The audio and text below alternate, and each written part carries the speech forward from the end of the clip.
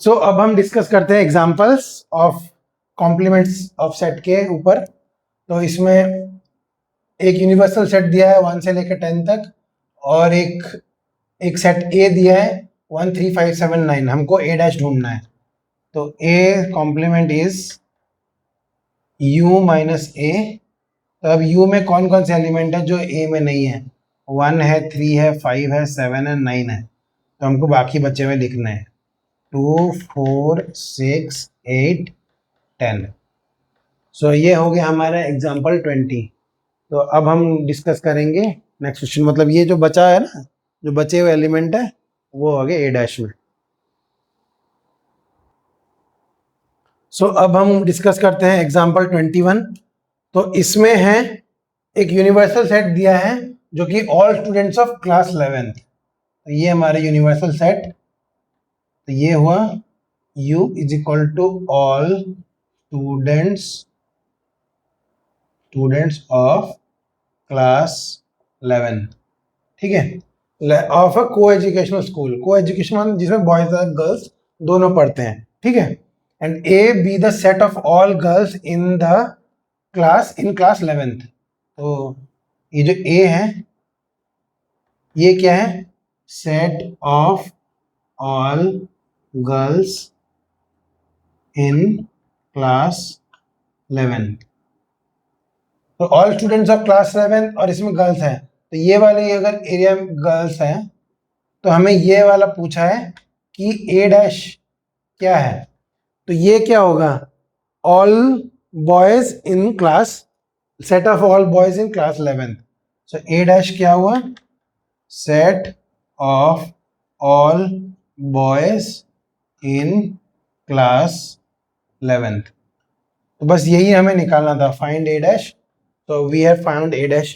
तो ये all students, हमें ए पता है, ए डैश ढूंढना था, ठीक है। तो ये हो गया हमारा example 21। Will move on to the next example. So अब हम आते हैं एग्जाम्पल 22 पे। और इसमें हमें एक यूनिवर्सल सेट दिया हुआ है, ठीक है। एक यूनिवर्सल सेट दिया हुआ है 1 2 3 4 5 6। ए और बी दिया हुआ है 2 3, और बी दिया है 3 4 5। तो ए बी, ए में 2 3 दिया हुआ है, 2 3 दोनों में कॉमन है तो बी यहाँ 3 यहाँ पे, और 4 5 बी यहाँ पे है।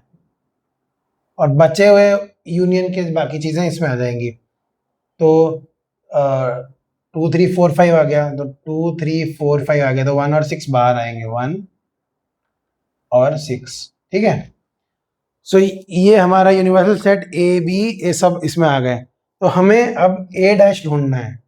A's complement. तो एज कॉम्प्लीमेंट में क्या है? जो 2 3 के बाहर है 1 4 5 6, 1 4 5 6। बीज कॉम्प्लीमेंट जो इस बी के बाहर है 4 5 3 के बाहर है, तो 1 2 6, 1 2 6। ये स्टार्टिंग में बनाना थोड़ा मुश्किल होगा, जैसे ही बताना है, क्योंकि इसमें तुम्हें सारे एरियाज कवर करने पड़ेंगे। ये जो ये वाला एरिया, ये वाला एरिया, ये वाला एरिया, तो उसमें तो ऑब्जर्व करना पड़ेगा कौन सी वैल्यू कहाँ पे आएगी। तो अब इसको ऑब्जर्व करके भी कर सकते हो कि जैसे कि ए डैश दिया है तो u माइनस ए डैश, तो इसमें इसको हम क्या लिख सकते हैं? u माइनस ए आएगा, ये u माइनस बी आएगा। u माइनस ए क्या है? 2 3 है, 1 4 5 6 एज इट इज उतार दिया। u माइनस बी में क्या आएगा? 1 3 4 5 नहीं है, 3 4 5 नहीं है, तो 1 2 और 6 आ जाएगा यहाँ पे, ठीक है। तो थर्ड है A dash intersection B dash, A dash intersection B dash. अब ये जो दोनों है इनमें इंटरसेक्शन क्या है? 1 एंड 6। 1 और 6 कॉमन है, 4 5 और 3 नहीं, तो 1 6, ठीक है। यहाँ पे भी देख सकते हो। अभी और हमें प्रूव करना है, और अभी ए यूनियन बी निकालना है। तो ए यूनियन बी, तो ए बी और ए इंटरसेक्शन बी, ये सारे आएंगे, तो 2 3 4 5 आएगा, 2 3 4 5। तो अभी हमें इसको प्रूव करना है। ये नथिंग बट हमारा डी मॉर्गन्स लॉ। तो एक डी मॉर्गन लॉ है, तो इसी को ही हमें प्रूव करना है। तो ये यहाँ पे, तो अब क्या है, ए यूनियन बी का whole dash, A union B ये है, इसका whole dash, so A union B whole dash is equal to इसका यू से माइनस कर देना, U minus A union B हुआ। तो अब ये यूनियन बी मतलब इसको यू से माइनस करना है।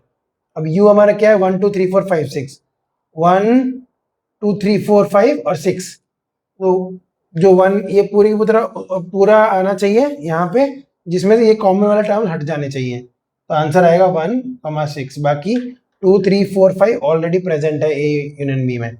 और दूसरा है A dash union intersection B dash, तो वो हमने निकाल दिया था 1,6।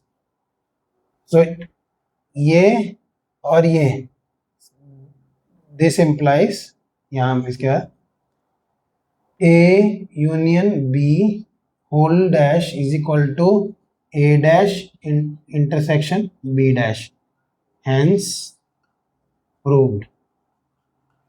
ठीक है, ये सेकंड पार्ट का। ठीक है, तो इसको कैसे ऑब्जर्व करेंगे, यू ए यूनियन बी, ये ए यूनियन बी है ये पूरा part.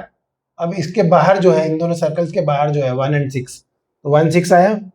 A intersection A dash intersection B dash, तो ये पूरा एरिया ए डैश में 4 5 6 1 आ गया। अब उसका इंटरसेक्शन होगा बी डैश से, जिसमें 2 2 1 6। अब इसको कैसे करेंगे, अगर इसमें देखेंगे तो हमारा बी डैश 1 2 6 है, 1 2 6, और ए डैश है हमारा, ए डैश आ गया, ए डैश है 4 5 6 1, 4 5 6 1। तो अब उन दोनों का जब हम इंटरसेक्शन करेंगे तो वो बचेगा 1 और 6, ये जो अंदर है वो नेगेट हो जाएंगे, क्योंकि वो दोनों में कॉमन नहीं है।